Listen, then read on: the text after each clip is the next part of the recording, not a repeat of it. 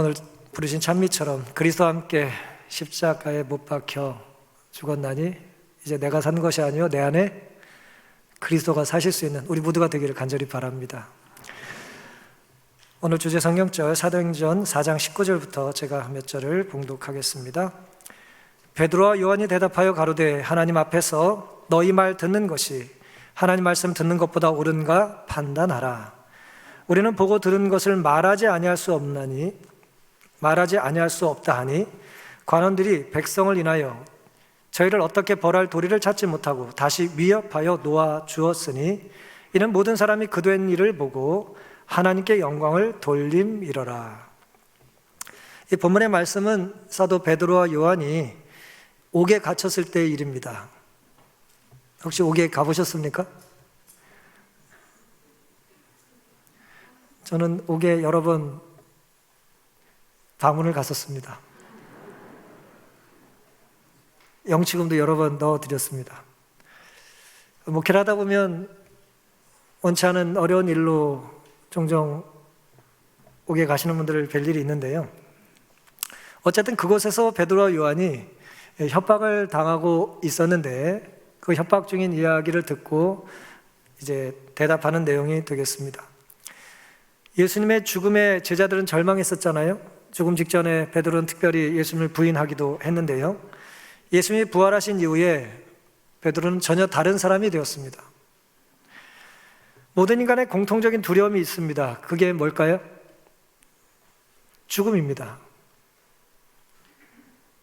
모든 인간의 공통적인 두려움이 있다면 죽음인데요. 죽음이 두려운 이유는 뭘까요? 죽음은 끝이기 때문이에요. 더 이상의 소망이 없습니다. 그래서 모든 사람들은 죽음을 두려워하죠. 그런데 흥미롭게도 죽음을 두려워하지 않는 사람들이 있어요. 죽음을 두려워하지 않는 첫 번째 부류는 사는 것에 관심이 없는 사람들입니다. 살고 싶지 않은 사람들이에요. 생명에 관심이 없는 사람들은 뭐가 두렵지 않아요? 죽음이 두렵지 않습니다. 근데 물론 여기도 어폐가 있어요. 생명과 사는 게 뭔지를 몰라요. 특별히 10대 아이들은 그래서 종종 사고를 칩니다. 죽음을 두려워하지 않기 때문에 사는 게 뭔지를 모르기 때문에 죽음을 두려워하지 않죠. 또 다른 부류의 죽음을 두려워하지 않는 부류가 있습니다. 바로 두 사도 같은 부류인데요. 죽음이 뭔지를 너무나 잘 알지만 죽음을 주관하시는 분께서 자기를 다시 살려주실 걸 뭐 하는 거예요? 믿는 사람입니다. 바로 부활의 소망이 있는 사람들이죠. 생명이 끊김으로 사랑하는 이들과 내 존재가 더 이상 관련을 맺지 못한다라고 하는 공포 앞에서 사도들은 두려워하지 않았던 것입니다. 부활을 목격했기 때문이죠. 담대할 수 있었어요. 이 죽자 살자 덤비는 삶이 제일 무서운데 부활을 경험하고 목격한 제자들은 더 이상 두려울 게 없었어요. 가장 큰 위협은 너를 뭐 하겠다는 거예요? 너를 내가 죽일 수도 있다는 말인데 죽이려면 죽여. 나는 죽어도 다시 살아. 라고 이제 말을 하는 것입니다. 그렇게 부활하신 예수님을 전하고 또 나면서부터 불편했던 사람들을 기적적으로 회복시키는 모습을 보고 주변에 제자들을 시기하고 질투했던 종교 지도자들이 사도들을 옥에 가두게 된 것입니다. 이게 오늘 말씀의 배경인데요. 오늘은 자유가 주어지면 무엇을 하고 싶으십니까? 라는 제목으로 함께 은혜를 나누겠습니다. 여러분, 우리에게 자유가 있습니까? 지금 자유로우세요? 예, 여러분들 뭐 반응을 하고 안 하고 다 자유잖아요, 지금. 이 자유가 있어요. 우린 자유롭습니다. 사도행전 4장에 보시면 1절부터 사도들이 백성에게 말할 때에 제사장들과 성전 맡은 자와 사두개인들이 이르러 백성을 가르침과 예수를 들어 죽은 자 가운데서 부활하는 도 전함을 싫어하여 저희를 잡음에 날이 이미 저문 거로 이튿날까지 가두었으나 말씀을 들은 사람 중에 믿는 자가 많으니 남자의 수가 약 5천이나 되었더라 그랬습니다. 두 사도는 자유로울 때에 뭘 했냐 하면은 복음의 씨앗을 심었어요. 우리가 하는 모든 행위들은 무엇인가를 심는 행위입니다. 내가 의도했던 의도하지 않았던 우리의 삶에는 족적이 남아요. 흔적이 남습니다. 그게 뭐와 같은 거냐면 다 씨와 같은 거예요. 그래서 시간이 지나면 뭐합니까? 성장하고 열매를 맺어요. 베드로와 요한이 백성들에게 주님께서 부활하셨다는 소식을 성전에서 전했습니다. 그런데 당시 성전의 예배를 하는 사람들은 누구냐면 제사장들이에요. 예를 들어 저 같은 이제 목회자들이 성전 예배를 이제 주관하는 것입니다. 그런데 예배를 드릴 시간이 아직 안 됐는데 저 구석에서 두 사도가 사람들을 모아놓고 뭔가를 자꾸 열심히 하고 있는 거예요. 자세히 가서 들어봤더니 뭐라 그래요? 몇 달 전에 우리가 십자가에 달았던 그 예수가 살았다고 하는 말을 하며 죽음을 두려워하지 말라고 설교를 하고 있어요. 그리고 기적적으로 사람을 살린 이야기를 자꾸 들려주고 있습니다. 또 살아난 사람이 또 그들과 같이 있어요. 제사장 입장에서는 두려울까요? 두렵고 불안합니다. 자신의 영향력이 약화될 것이 두려운 거예요. 전하려면 저 밖에서 보이지 않는 데서 전하면 좋겠는데 자꾸 성전에 와가지고 그러고 있는 거예요. 또 사도들을 좋아하지 않았던 두 번째 부류는 성전 맡은 자였어요. 성전 맡은 자를 누가복음 22장 52절에 의하면 예수님께서 십자가에 달려 돌아가실 때에 성전의 군관, 이 사람이었을 거라고 생각합니다. 예수님을 잡아갔던 무리. 그 사람 듣기에도 굉장히 불편한 거예요. 분명히 십자가에 달려 돌아가셨다는 걸 자기가 봤는데, 죽은 걸 아는데 뭐 부활했다고 말하고 죽지 않는다고 말하니 불편한 것이죠. 또 다른 부류는 누굽니까? 예수님의 부활에 대하여 불편했던 부류가 4장 1절에 보면 사두개인들이었어요. 사두개인들은 뭘 부정하죠? 부활을 믿질 않아요. 부활을 부정하는 사람이에요. 근데 내가 믿고 있는 신념과 다른 이야기를 자꾸 크게 하는 사람이 있어요. 좋아요, 안 좋아요? 당연히 싫죠. 내가 좋아하지 않는 노래 자꾸 불러도 아주 화가 나는데 내가 동의하지 않는 이상한 신념을 자꾸 확산을 시키는 사람을 누가 좋아하겠습니까? 제사장과 성전 관원과 사두개인은, 성전을 맡은 자는, 이 세 부류의 사람들은 결코 사도들을 좋아할 수 없는 사람들이었어요.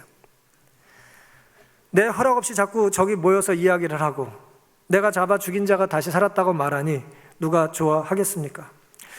이렇듯 그리스도인으로 산다는 것은 우리가 믿는 교리와 신조에 대하여 지적으로 동의하는 것에 그치는 것이 아니라 가슴과 손으로, 삶으로, 행동으로 증거하는 것입니다. 눈치를 보는 삶이 아니라 내가 옳다고 생각하는 걸 외치는 삶을 사는 거예요. 발로 쫓아가는 것입니다. 눈만 따라가는 게 아니에요. 그런 삶을 살았던 베드로와 요한을 통해서 복음을 전한 사람들이 남자만 몇 명이었다고요? 5,000명이었답니다. 여러분, 오늘 우리가 갑자기 사라지면, 우리가 휴거를 믿지는 않지만 갑자기 우리가 사라지면, 일터에서 사라지든지 여행 중에 사라지든지 우리가 갑자기 사라지면 우리는 우리의 삶에 어떤 신앙인으로서의 유산을 남기게 될까요? 통장에 잔고가 얼마 남을 겁니다. 또 옷까지 몇 개가 남겠죠. 내가 평소에 좋아하던 물건들이 좀 남을 겁니다. 하지만 그런 것들이 남겨진 사람들에게 내가 예수님을 만나야겠다라고 하는 소중한 기념품이 될 수 있을까요? 내가 이걸 보니 예수님을 더 열심히 믿어야겠다, 그런 생각을 할 수 있겠습니까?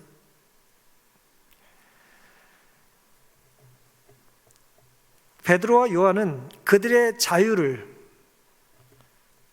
복음의 씨앗을 심는데, 예수 그리스도를 전하는데 활용했던 사람들이었어요. 자유라는 것은 말 그대로 무엇이든지 할 수 있는 거죠. 남에게 해를 가하지 않는다면 우리가 무엇이든지 할 수 있는 게 자유입니다. 그런데 그 자유를 가지고 두 사도는 누구와 관련된 일을 했어요? 예수 그리스도와 관련된 일을 한 것입니다. 우리는 예수님과 관련이 없어도 괜찮은 이웃으로, 믿을 만한 동료로, 때로 기쁨을 함께 나누고 싶은 친구로 살 수가 있어요. 예수님을 알지 못하는 많은 불신자들도 이렇게 삽니다. 교회 밖에도 얼마든지 즐거운 모임이 있고 동아리가 있고 소그룹이 있어요. 교양 있는 많은 사람들의 세련된 모임들이 왜 없겠습니까? 하지만 우리가 좋은 이웃, 괜찮은 동료, 기쁨을 나누고 싶은 친구가 된다 할지라도 우리가 그런 관계 속에서 그리스도를 소개하지 않는다면, 내가 그리스도인이라고 하는 정체성을 말이나 행동으로 드러내지 않는다면, 선한 가마를 끼치지 못한다면 우리는 결코 그들의 영혼을 그리스도께로 인도하는 데 성공할 수 없을 것입니다. 우리가 주님을 배웠다면 주님께서 알려주신 복음을 우리도 가르쳐 주어야 하지 않겠습니까? 종종 이런 이야기를 들어요.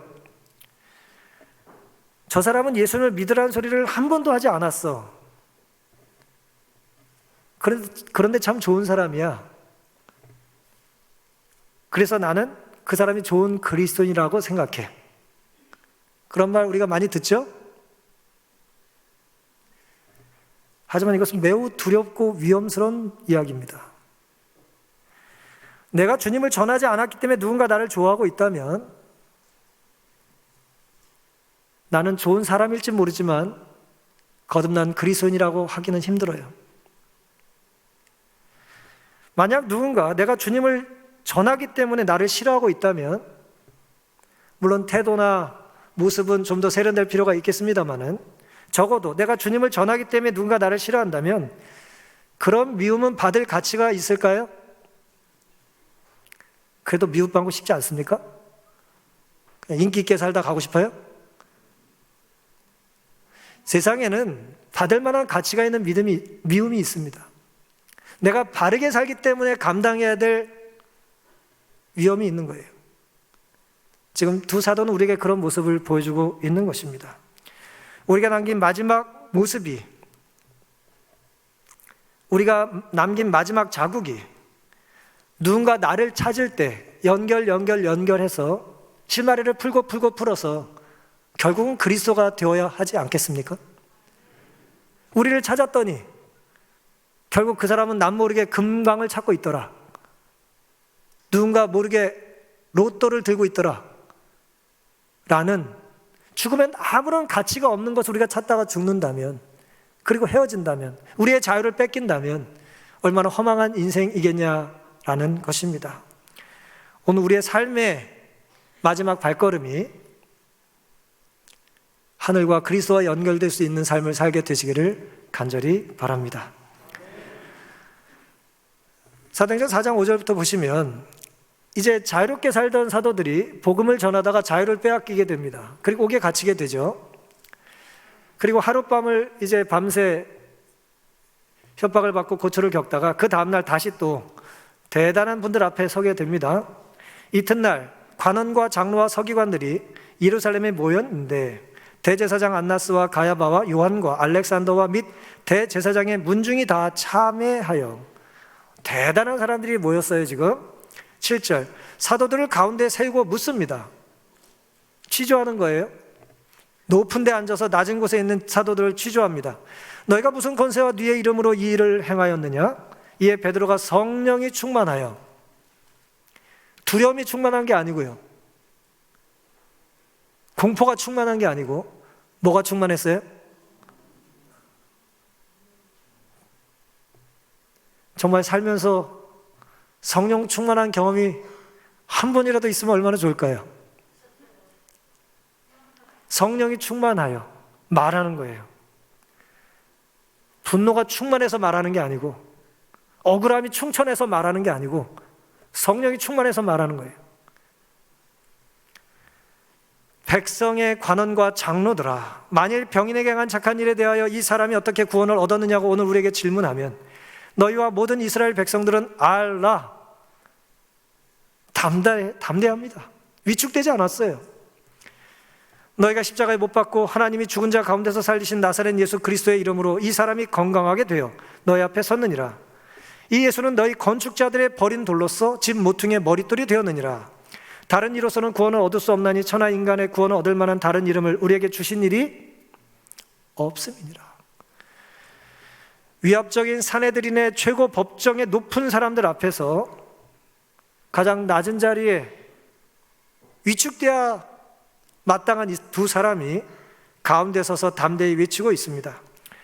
사실 불과 수개월 전에만 해도 같은 장소에서 베드로는 전혀 다른 모습을 보였었죠. 바로 같은 방에서, 그리고 바로 그 몇몇 같은 사람 앞에서 베드로는 치욕스럽게 그의 주님을 부인했었다 그랬어요. 그가 신문을 받기 위해 나왔을 때 이 일이 분명하게 그의 마음에 떠올랐다. 수개월 전 자기가 실패했던 것이 떠올랐어요. 같은 장소 비슷한 사람들 앞에 있으니까 이 바보가 아니니까 연결이 되는 거예요. 내가 실패했던 곳, 내가 넘어졌던, 나를 넘어뜨렸던 사람들 앞에서 지금 베드로가 선 거예요. 이제 그는 자신의 비겁함을 속죄할 기회를 얻었다. 베드로가 주님이 신문 받으실 때 취했던 행동을 기억하는 참가자들은 이제 그를 투옥과 사형의 위협으로 겁나게 할 수 있으리라고 우쭐해 있었다. 베드로가 무엇에 약한지 알아요? 협박하고 좀 겁을 주면 베드로가 금방 포기한다는 걸 이 사람들은 경험적으로 알아요. 그래서 우쭐해 있었던 거예요. 저거 뭐 내가 한 방이면 그냥 해결할 수 있어. 한마디만 하면 내가 문제를 해결할 수 있다고 생각한 거예요. 하지만 범죄 후 베드로는 괘씸했다고 그랬어요. 가장 위대한 변화는 그리스도 때문에 변한 사람이에요. 도끼를 품고 공부를 열심히 할 수 있습니다. 성공하겠다고. 억울해서 돈을 많이 가질 수도 있어요. 정말 치열하게 살아서 잠 안 자고. 하지만 그런 변화는 너무 유효한 기간이 짧아요. 건강 앞에 무너지고, 나보다 더 부자 앞에 무너지고, 결국 생명 앞에 무너지는 것입니다. 하지만 그리스도 때문에 변화된 사람의 변화는 전혀 달라요. 범죄 이후 베드로는 괘씸하였다. 그는 더 이상 교만하거나 뽐내지 않았고 그 대신 겸손했다. 자신을 신뢰하지 않았으며 베드로는 성령으로 충만하였으며 이 능력을 의지하여 한때 그가 부인했던 그 이름을 영화롭게 함으로 그의 반역의 흔적을 제거하려고 결심하였다 그랬어요. 이전 베드로와 전혀 다른 사람이 됐어요. 우리가 이 세상에 살다 보면 힘 앞에서 분위기에 눌려 위축될 때가 없습니까? 많아요. 낯선 많은 사람 앞에 있으면 위축되잖아요.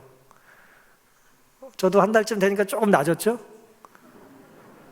모르는 사람 앞에 막 찬양하고, 또 찬양은 짧기라도 하지. 설교 이렇게 하는 게 인간인지라 이제 두렵단 말이에요. 사실은 계속 두려워 사는 게 맞는 거죠. 하나님 앞에서는 경험이 필요한 거니까요. 왜 그럴까요? 이 많은 사람 앞에서는 이 많은 사람 중에는 나보다 지위 잘한 사람이 있을 수도 있어. 내 소리보다 더 아름다운 소리를 가진 사람이 있을 수도 있어요. 뭔 소리인지 모르시겠어요? 찬양대들의 느끼는 부담이란 말이에요, 그게. 이 중에는 또 뭐예요? 나보다 더 신실한 사람이 있는 거예요. 나보다 강하고 잘나고 실력 있는 사람 앞에 우리는 누구나 위축되는 것이죠. 나는 그렇지 않아 라는 분은 조금 이상한 사람이에요. 이런 모든 특징은 어느 한 시대, 한 세대에 국한된 것이 아닙니다. 세대와 영역을 초월해, 성별을 초월해, 국가를 초월해 모두에게 해당되는 거예요. 식민지 세대 사람들은 지배계층 앞에서 다 이런 위축을 느끼는 것입니다. 여성 인권이 바닥을 칠 때는 남자 앞에 여자들은 이름도 없는 존재로 살아가는 거예요. 나보다 공부를 많이 한 사람 앞에서는 내가 아는 지식을 드러낼 자신이 없는 것입니다. 이런 비교의 영역이 몇 차례 말씀드렸지만 교회도 예외는 아닌 거예요. 교회는 믿음 좋으면 끝이죠. 너무 믿음이 좋은 분 앞에서는 이제 내 믿음이 초라해지는 것입니다. 사랑하는 성도 여러분, 이 모든 게 죄인이 느끼는 공통적인 약점들이에요. 극복하는 게 불가능할까요? 아닙니다. 베드로와 요한은 이 연약함을 어떻게 했어요? 누가 더 큰 자냐라고 하는 그 끊임없는 비교 속에서 두 사도가 지금 보여주는 모습은 어때요? 내 안에 누가 임재하면? 성령이 임재하면 그런 것들은 어떻게 됩니까? 해결되는 거예요. 아, 나보다 잘나신 분 감사합니다. 그렇게 바뀔 수 있는 거예요. 나보다 크신 분 사랑합니다. 그럴 수 있는 거예요. 결국은 우리가 자랑할 수 있는 분은 누구니까요? 예수 그리스도니까. 하나님께서 나와 좀 다르게, 좀 나보다 좀 낫게 만든 존재에 대하여 우리가 하나님의 시선으로 바라볼 수 있게 되는 것입니다. 8절에 이에 베드로가 성령이 충만하여 가로되, 우리도 성령이 충만한 채 말을 할 수 있다면 얼마나 좋을까요? 성령이 충만한 채 들을 수만 있다면 얼마나 좋을까요? 성령이 충만하여 반응한다면 우리 안에 무슨 문제가 있겠습니까? 건축자들이 버린 돌이었던 예수님은 집에 머릿돌이 되셨어요. 천하인간의 다른 이름은 구원을 해줄 수 없다는, 그리스도 외에는 다른 구원의 이름이 없다는 놀라운 소식을 우리에게 주신 분입니다. 사탄은 끊임없이 우리를 힘과 크기로 주눅들게 하지만 주님을 믿는 사람들은 내 안에 주님이 거하시기 때문에, 성령이 임재하시기 때문에 두려워할 것도 위축될 것도 없는 것입니다. 놀랍게도 자유를 빼앗겨도 하늘은 열려 있어요. 뭐를 체험받을 수는 있습니까? 성령을 기름 부음 받고 체험받을 수는 있어요. 우리가 어떤 상황에 처하든지, 때로 돈줄이 막힐 수도 있고 내 성공의 줄이 막힐 수도 있고 혹은 내 실력을 가지고 진학하는 건 좀 힘들지 몰라도 어느 순간에 어느 답답한 상황에 우리가 직면할 수 있다 할지라도 어디는 열려 있다고요? 하늘은 열려 있습니다. 뭐는 내가 받을 수 있어요? 성령의 임재를 우리는 받아 누릴 수 있는 것입니다.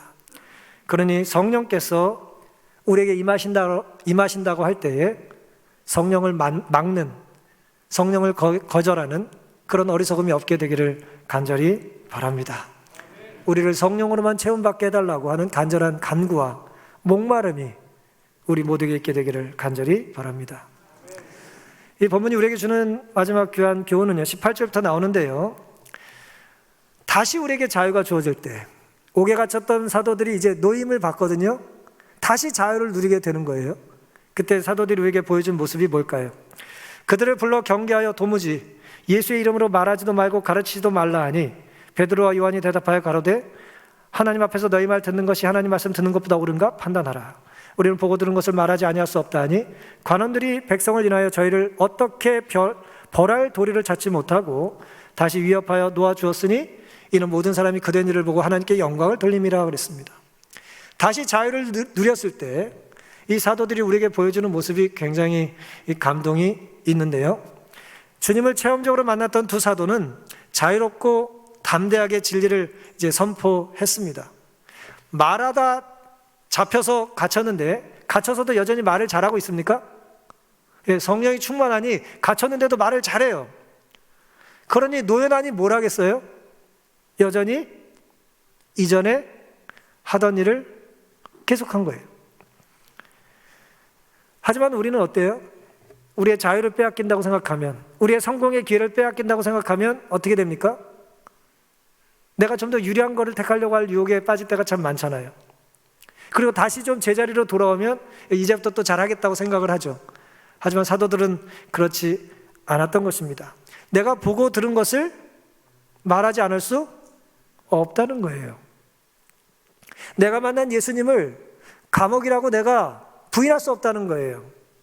내가 받은 은혜를, 나보다 더 잘난 사람이 많은 사람들 틈에 살기 때문에 내가 마치 받은 게 없는 것처럼 작게 여기려고 하지 않았다는 거예요. 어쨌든 내가 받은 은혜가 큰 거예요. 사도는 그것을 부인하지 않았습니다. 그들은 그분이 당신의 피와 공로를 하나님 앞에 나타내시고 당신의 상하신 손과 발을 당신의 구속하신 사람들을 위하여 지불하신 대가의 기념으로 보이실 것이라는 것을 알았다고 그랬어요. 아는 게 중요합니다. 그걸 알았어요. 이런 생각은, 이런 알문, 그들로 하여금 그분을 위하여 당하는 비난을 굳세게 참을 수 있게 하였다. 우리가 받은 은혜에 대한 확신이 크면 당한 고난을 뭐 할 수 있습니까? 견디고 이길 수 있습니다. 내 안에 힘이 더 크기 때문에 밖에서 오는 나를 압박하는 힘을 뭐 할 수 있어요? 밀어낼 수 있어요. 두 사도가 그걸 지금 우리에게 고백하고 있는 것입니다. 그분과의 연합은 그가 몸소 그들과 함께 계시던 때보다 지금 더욱 강하였다. 놀랍지 않습니까? 우리 2000년에 예수님과 함께 걸을 수 있는 특권이 없어서 아쉽다고 느끼지만 놀랍게도 예수님이 물리적으로 함께 계시지 않는 그 순간에, 육신으로 함께 계시지 않는 그 순간에 오히려 그들과 더 가까이 강하게 계신 것처럼 사도들은 경험했다는 거예요. 내재하시는 그리스도의 빛과 사랑과 능력이 그들을 통해 비쳐나와 바라보는 사람들을 놀라게 하였다. 그리스도께서는 베드로가 그분을 변호하기 위하여 한 말에 당신의 인을 치셨다. 전 이 마지막 말씀 너무 좋습니다. 인은 언제 치는 겁니까? 인은 언제 쳐요?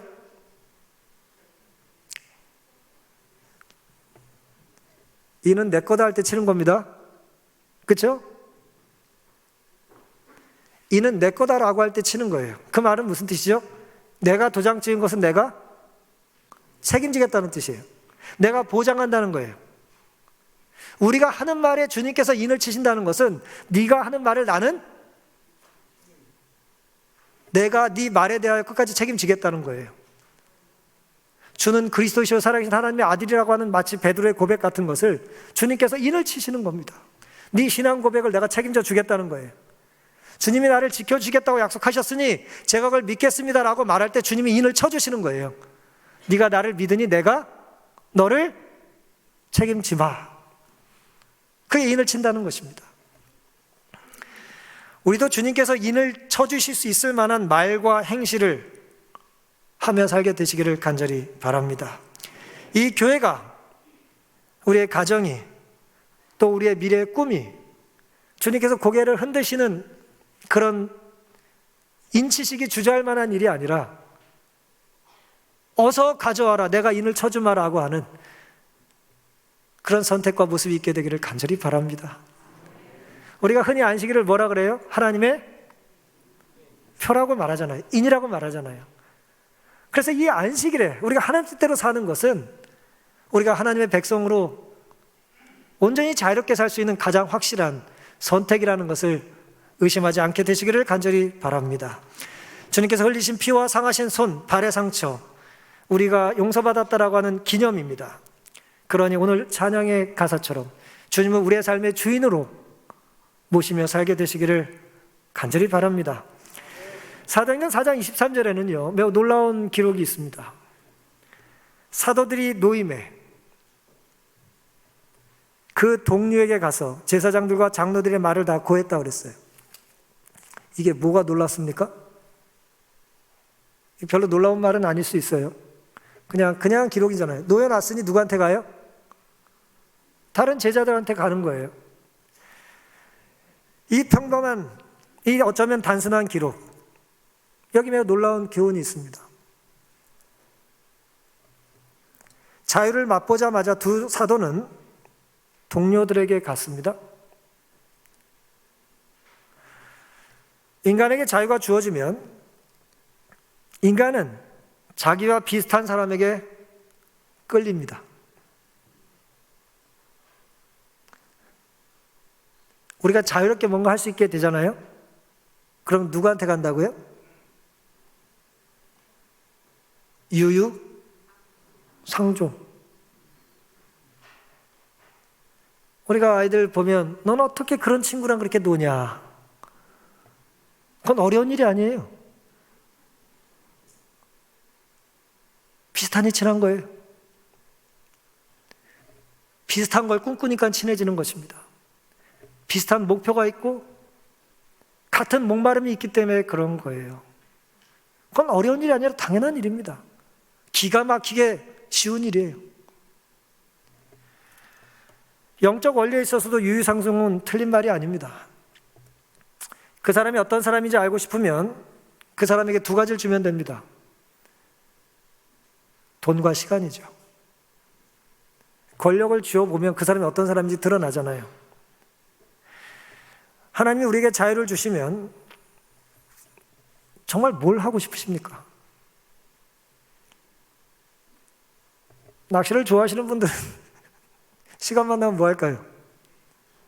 낚시하러 가시겠죠. 그분에게 자유를 주면 집을 아예 바닷가에 짓겠죠. 어떤 문화 공연을 즐기는 걸 좋아하시는 분들은 연애원이고 평생 회원권 같은 거 끊어서 이제 다니겠죠. 오늘 우린 영적인 삶에 있어서 자유가 주어지면 어떤 선택을 하시고 싶으십니까? 난 시간만 나면 매일 성전에 가고 싶어. 나는 시간만 나면 찬양을 부르고 배우고 싶어. 난 시간이 정말 많다면 말씀을 처음부터 끝까지 정말 깊이 묵상하고 암송하고 싶어. 그런 바람이 혹 우리에게 있다면 우리는 그런 사람이에요. 어떤 사람이든 마음대로 할 권리, 자유가 주어지면 자신의 관심사를 찾게 마련입니다. 그리스도인의 관심사는 누구와 관심이 일치해야 할까요? 그리스도와 관심이 일치해야 하지 않겠습니까? 하나님 우리에게 자유를 주셨는데 주님이 저기 계신데 우리가 저쪽에 있으면 주님의 관심과 우리의 관심이 같은 거예요, 다른 거예요? 다른 것이죠. 거기서 보자라고만 말하면 해결이 돼야 관심이 같은 거예요. 근데 사이가 좀 안 좋은 친구나 부부는 뭐예요? 말이 안 통하잖아요. 왜냐하면 관심이 다르기 때문에 그렇습니다. 오늘 우리가 두 사도에게 하나님께서 자유를 주셨을 때 자신들에게 자유를 빼앗아 갔던 그 일을 다시 했다는 것, 그리고 자기가 함께 지냈던 동료들을 기쁜 마음으로 찾아갔다는 것, 비슷한 사람들에게 끌려갔다는 것에 대하여 한번 깊이 생각해 보시기를 바랍니다. 여러분의 소그룹 활동이 안교 반원으로서의 모습이 어떤 형태로든 이 교회에서 여러분들이 받들고 사는 그 재능과 섬김이 누구와 연관되어 있어야 합니까? 우리에게 재능을 주신 하나님과 연관되어 있지 않는다면 우리의 자유는 엉뚱한 곳으로 흩어지게 될 것입니다. 두 사도의 선택 같은 모습이 오늘 우리에게 있게 되기를 간절히 바랍니다. 장 아멜이라고 하는 오스트리아의 기자이자 작가가 2차 대전 때 이제 유대인이었기 때문에 아우슈비츠 형무소에 갇히고 고문을 당하고 고생을 많이 했습니다. 물론 극적으로 살아남아 오랜 후에 이제 죄와 속죄의 저편이다라고 하는 책을 한 권 썼는데요. 그 책에 이런 내용을 기록해 놨습니다. 아우슈비츠에는 기능공들이 대접을 받는다는 거예요. 기술자들이 대접을 받는다는 거예요. 열쇠공, 전기공, 설치, 가구공, 목수들은 지붕 있는 곳에서 일할 수 있었어요. 비 안 맞아도 돼요. 눈 안 맞아도 됩니다. 재단사, 구두수송공은 친위 대원이 일하는 방에서 일할 수 있었고요. 미장이, 요리사, 라디오 기술자, 자동차 정비공은 견딜만한 일자리, 따라서 최소한 살아남을 기회를 얻을 수 있었어요. 일하는 동안은 죽이지 않으니까 살아남을 수 있었던 거예요. 반면에 이 장 아멜이 같은 이 기자이자 이 문학과 철학에 이제 재능이 있었던 흔히 말하는 지성인은, 지적인 직업을 가졌던 사람은 상황이 달랐습니다. 수용소에서 그들은 야외에서 자기 몫의 일을 할 때 자격 미달의 노동자가 되곤 했어요. 일을 해봤어야 알죠. 시켜나 봤지. 쓸모가 없는 사람이 된 거예요. 잘 아시는 빅터 프랭클이라고 하는 유명한 이제 박사가 있는데요. 이 사람 역시 수년 동안 토목 작업장 인부였어요. 정신과 의사인데 수용소에서는 정신과 환자를 우대하지 않으니까 할 일이 없어요. 물론 최소한의 의사가 필요했습니다마는 의사는 언제 대접을 받죠? 아픈 사람을 살려줄 때, 또 살리려는 사회에서 인정을 받는 거잖아요. 근데 죽이려는 사회에서 의사가 할 일이 뭐가 있어요? 아무것도 할 일이 없어요. 노동자로 전락했는데 노동을 할 줄 알아야죠. 박사도 필요 없고 변호사도 필요 없고 의사도 필요 없는 거예요.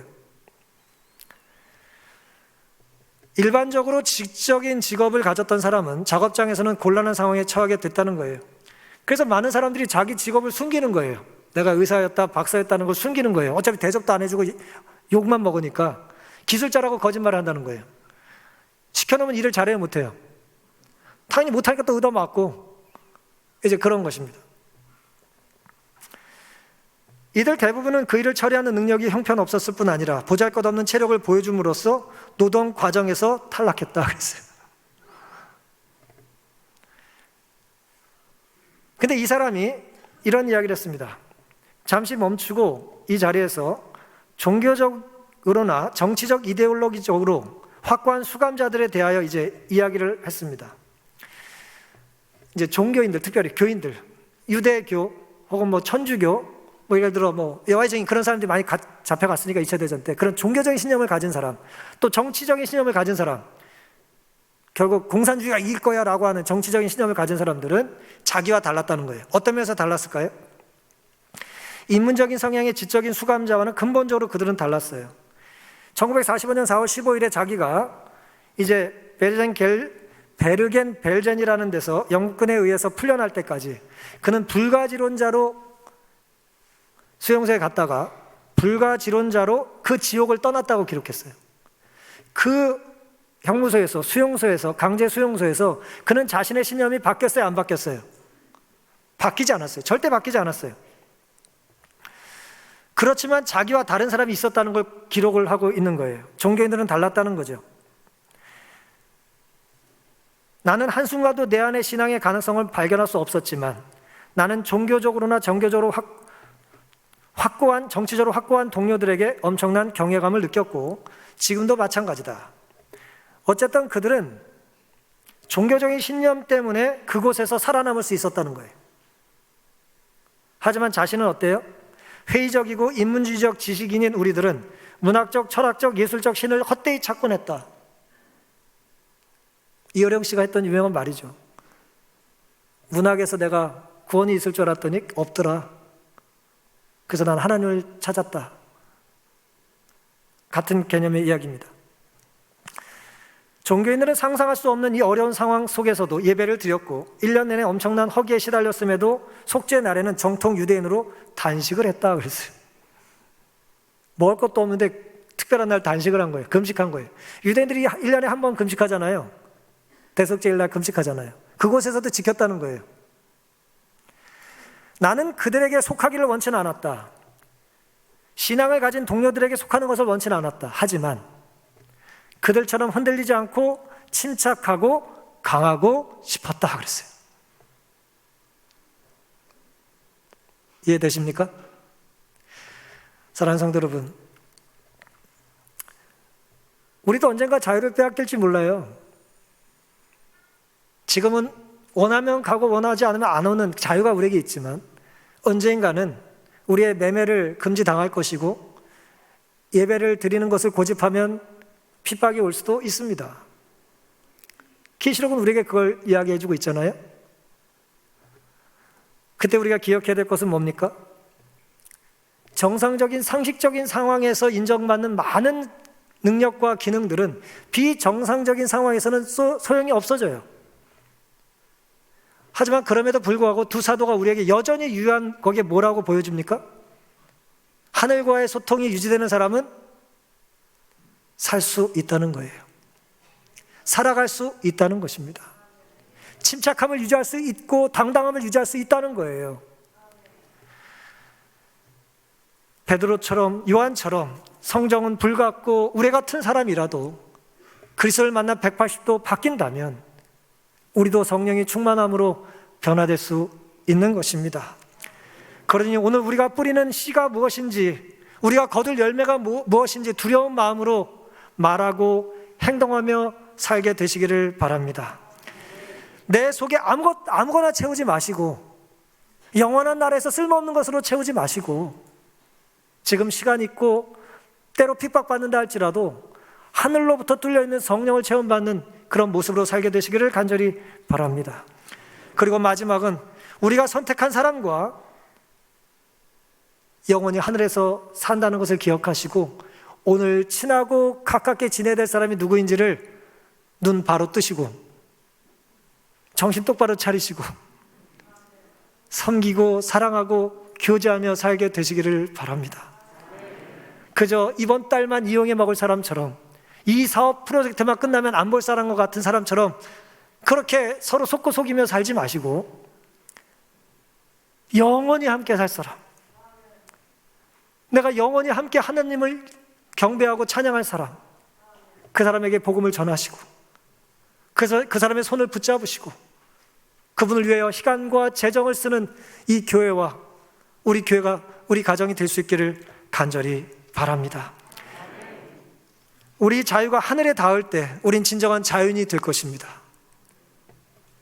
진리를 알지니 진리가 너희를 자유케 하리라. 불확실한 것 고집하며 붙잡지 마시고 확실한 예수 그리스도 붙잡고 사는 우리 모두가 되기를 바라면서 오늘 말씀을 마치겠습니다.